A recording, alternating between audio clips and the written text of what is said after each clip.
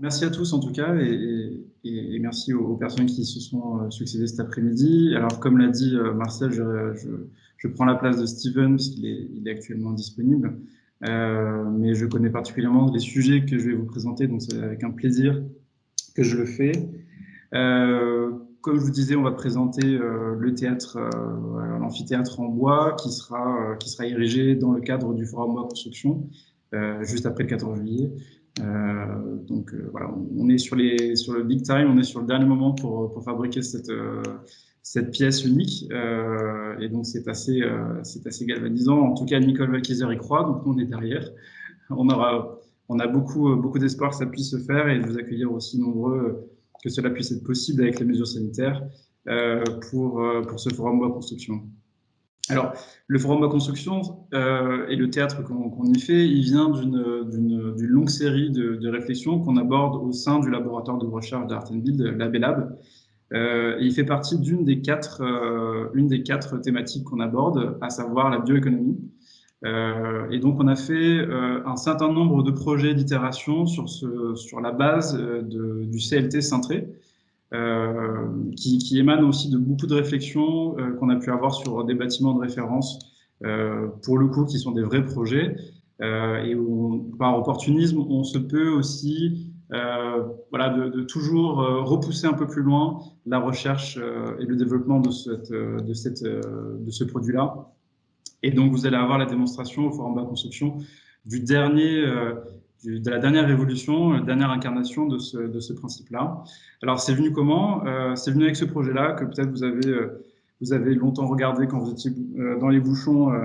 Porte d'Ivry à Paris, côté Paris, c'est le bâtiment Opalia, qui fait R+7, qui a été début de conception en 2012 et qui a été livré en 2017, Trophée Bois Île-de-France. Bon, c'est un bâtiment pour nous de référence parce que il n'en existait pas à ce moment-là d'aussi haut.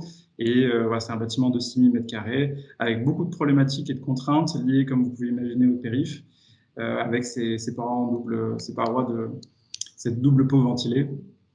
Sur ce bâtiment-là, on a eu en tout cas une réflexion qui était celle, vous voyez certainement, du facettage de la façade, qui a été fait en CLT visible depuis l'intérieur. Donc il y a eu pas mal de problématiques liées au facettage du CLT, etc. Et on s'est posé la question de trouver une nouvelle manière d'utiliser le CLT. Alors aujourd'hui, ça devient une pratique assez courante. On l'utilise en plancher, en panneaux divers et variés. Voilà, pour nous, c'était une manière de pousser la réflexion un peu plus loin et imaginer la nouvelle utilisation possible du CLT et un petit peu pour réinventer ce produit-là. Alors, ce qu'on a appelé Musa, qui vient du latin, qui veut dire banane, vous allez comprendre pourquoi.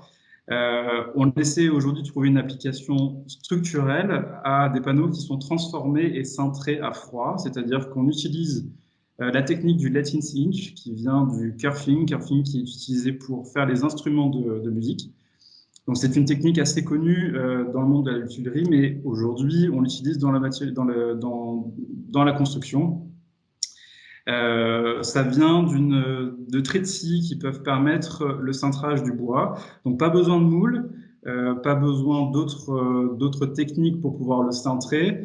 Ça reste assez naturel en soi. Ça nécessite peu de moyens et surtout, ça permet aussi de pouvoir le tordre et le cintrer dans toutes les dimensions que l'on veut. Et surtout, il peut récupérer une forme initiale, une forme de base qui permet de pouvoir le transporter facilement. Alors, on voit ici le principe du Latin Cinch. Donc, les traits de scie permettent de créer ce qu'on appelle des jambes de torsion. Ce sont ces jambes-là qui se tordent et permettent, in fine, d'avoir un cintrage du panneau au global. Et donc, en fonction de la longueur des traits de scie, de la longueur des jambes de torsion, on peut avoir un rayon de courbure plus ou moins élevé. Et donc ça peut être paramétré, ça peut être un algorithme. On utilise aujourd'hui, nous, un algorithme pour calculer ça. Parce qu'il faut trouver le bon milieu, placer le curseur entre la torsion que l'on veut la plus importante, mais aussi la résistance. Donc c'est un savant jeu de dosage et on peut avoir, comme je vais vous le montrer, différentes applications. Alors on est passé par plusieurs prototypes qui étaient au tout début de l'ordre de la décoration. de l'ordre de l'habillage, de la menuiserie. On est passé sur des modèles qui ont été de plus en plus importants. Et aussi, comme vous le voyez ici, donc ça c'est le bureau d'accueil, la banque d'accueil du bâtiment Opalia dans le port d'Ivry, donc qui a été réalisé entièrement en panneaux CLT cintrés. Donc là, on est vraiment dans l'ordre de la menuiserie, de l'habillage. Et ensuite, on essaie d'aller un peu plus loin en essayant de trouver une manière de lui porter et donner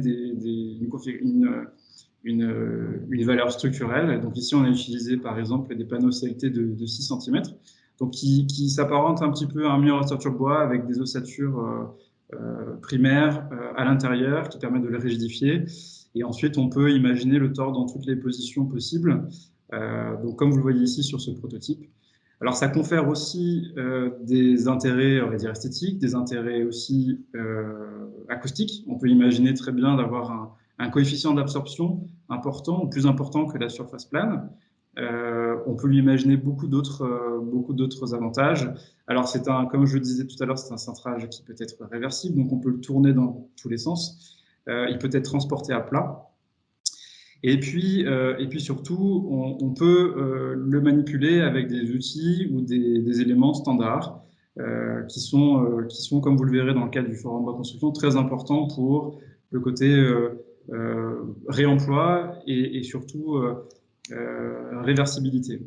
Alors, comme on le voit ici, c'était une commande qu'on a eue pour la foire de Libremont, qui est l'équivalent du salon de l'agriculture pour le domaine forestier à Bertrix, en Belgique. Et on nous a demandé de faire une conception d'un pavillon d'accueil. Donc nous avons répondu avec cette technique-là. Et pour nous, c'était la première incarnation du CLT cintré en termes de structure. Donc on est toujours sur du 6 cm. Et l'objectif, c'était de pouvoir monter assez haut et de faire surtout monter des personnes à l'intérieur de cette structure-là. Alors pour cette structure, on est sur du 6 mètres de haut. Et donc c'était ça l'ambition. On s'est fait épauler de bureaux d'études comme Ney qui ont pignon sur rue en Belgique et qui connaissent très très bien le bois, et aussi LTS CFE qui est une entreprise belge qui nous a accompagnés pour développer ce produit-là. On s'est inspiré, alors comme pas mal de choses dans AB Lab, on s'inspire de la nature premièrement. Et là, on a un peu étudié aussi l'ambivalence entre des motifs de structure à croissance rapide et des motifs de structure à croissance lente, comme par exemple les troncs de bananiers. Alors à gauche, c'est une coupe sur des os. Et donc la banane, le bananier nous a beaucoup inspiré pour sa manière de se structurer dans l'espace et surtout de faire pousser ce qu'on appelle des gaines foliaires. Ce sont ces éléments qui peuvent s'extraire du noyau et aller chercher un petit peu de porte-à-faux, un petit peu de volume. Alors on s'est inspiré dans le plan en créant une double spirale imbriquée dans lequel on a contreventé les parois avec des éléments comme des marches. Donc ça reste assez simple. Néanmoins, ça permet aussi de trouver une autre manière d'appréhender l'architecture et, entre guillemets, de court-circuiter l'utilisation du poteau-poutre et d'avoir quelque chose qui est à la fois de l'ordre du parement, de la structure, de l'élément fini, du limon de marche. Ça peut être beaucoup de choses. Voici une maquette de la structure en carton à l'échelle du 50e, je crois. Et donc on voit ces traits de scie, et ça me permet aussi d'introduire le fait que le rayon de courbure devient de plus en plus petit au fur et à mesure qu'on rentre dans les spirales. Et donc l'intérêt de l'algorithme est aussi ici pour calculer l'ensemble des forces et des contraintes qui sont admissibles dans le panneau. Et voici le panneau, la structure qui a été réalisée, donc qui a permis d'accueillir pas mal de personnes. Et donc ça a toujours été un immense plaisir de pouvoir voir cette structure érigée très rapidement. Et à l'intérieur, on a l'impression d'avoir une cathédrale, donc ça filtre la lumière. C'était vraiment un élément assez satisfaisant à regarder. Là, on le voit un petit peu sous forme de totem. Et donc, ce qu'on vous propose aussi pour le forum bois construction, c'est un dérivé de ces structures-là. donc qui, comme le camion, vous le voyez, va arriver à plat sur un semi-remorque. Tous les éléments vont être préfabriqués et ensuite gonflés d'une certaine manière, in situ, puis érigés et ensuite liés entre eux.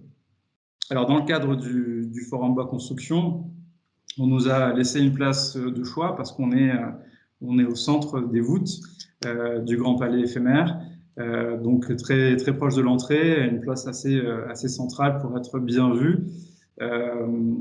Et donc, le but, c'est d'accueillir environ 300 personnes. Alors maintenant, avec les jauges restreintes liées au Covid, etc., on essaie de trouver une nouvelle manière pour pouvoir accueillir le maximum de personnes.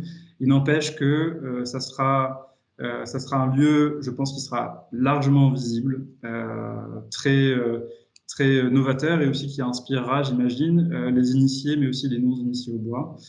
En termes de plan, c'est assez simple. On est sur vulgairement une boîte à chaussures, un rectangle, mais il fallait retrouver cette courbure.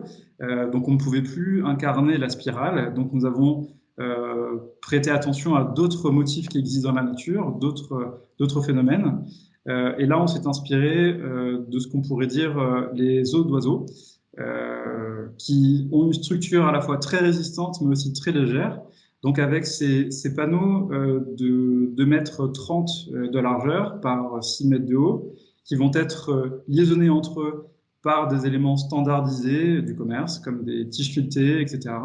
Et essayer de retrouver une certaine cohésion entre la paroi, afin de proposer une structure de paroi très épaisse, et aussi qui puisse filtrer la lumière sans pour autant donner la vue de ce qui se passe à l'intérieur. Et on espère aussi pouvoir créer un cocon acoustique à l'intérieur du Forum Bois Construction. Alors, vous voyez ici des détails et simulations des parois sous forme de lentilles. Donc, nous avons travaillé avec le bureau d'études NEP pour comprendre aussi les déformations liées au vent, parce qu'il y a aussi, il y a aussi une importance aussi liée au forum et aussi à la nouveauté du bâtiment, c'est qu'on ne peut pas se fixer dans le sol. Et donc, pour ça, il faut maintenir une certaine rigidité. Donc, c'était aussi tout un enjeu.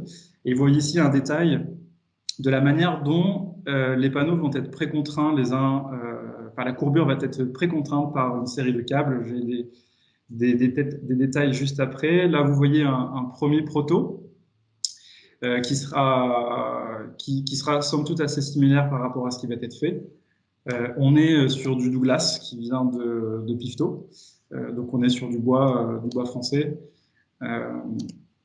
Et vous voyez ici, la vidéo est partie. La première, ça c'est le deuxième proto. On voit ici les barres qui vont être serrées pour pouvoir précontraindre le bois. Et vous voyez ici l'échelle des éléments. Alors sachant qu'il y aura 64 panneaux qui vont être acheminés à plat par semi-remorque. Et ensuite, ils vont être posés sur ce que vous voyez en bas, être comme des mannequins, des éléments de cintrage. Le panneau va se cintrer sous son propre poids et ensuite vont être tissés entre eux les différentes barres afin de le précontraindre.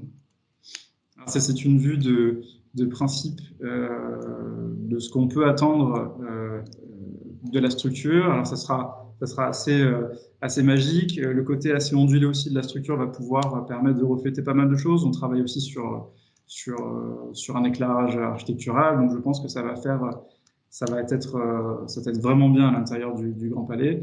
Et si vous avez d'autres propositions de ce qui peuvent être fait aussi avec ces structures, alors on pense déjà à plusieurs réincarnations de ce projet-là, après les 3 jours de salon. Et donc on peut imaginer une décomposition, un découpage de ces structures en plusieurs modules qui peuvent être répartis de manière différente, qui peuvent être aussi porteuses d'une toiture. On peut imaginer différentes choses, et surtout qui peuvent moduler l'espace à volonté. Et donc on travaille sur ces contraintes-là pour pouvoir imaginer tout de suite une seconde vie pour ce bâtiment. Alors après, c'est plus vraiment le théâtre éphémère, cependant je me permets de vous présenter quelques pensées, quelques prospections qu'on a pour l'avenir, des images qui font rêver, un peu utopiques, mais on y croit, on va essayer de pousser un peu plus loin. Donc, c'est aussi pour vous donner rendez-vous, j'espère, à une prochaine itération de ce projet-là. On essaiera de travailler sur la courbure, sur les effets de voûte qu'on puisse avoir avec du CLT. Et c'est toujours aussi une économie de matière qui est recherchée, parce que les voûtes peuvent être imaginées un petit peu comme les voûtes de manière ancestrale, avec le minimum de matière. Et donc le CLT, à mon sens, peut permettre d'arriver à ce genre de finalité. Voici une image un peu utopique, mais c'est ce qu'on essaie toujours d'avoir au sein du lab. C'est toujours une espèce d'avancer. On essaie de réfléchir un peu plus loin, essayer de trouver de nouveaux débouchés pour ce matériau.